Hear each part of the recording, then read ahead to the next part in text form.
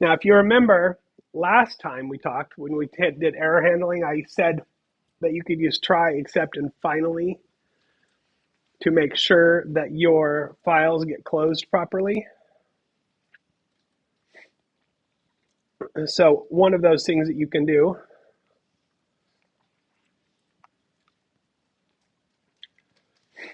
is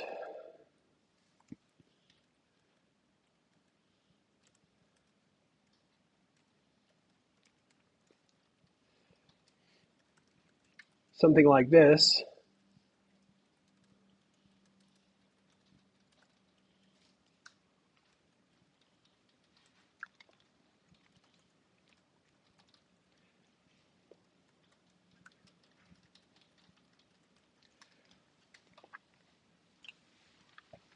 So that if you have an issue with reading from the file,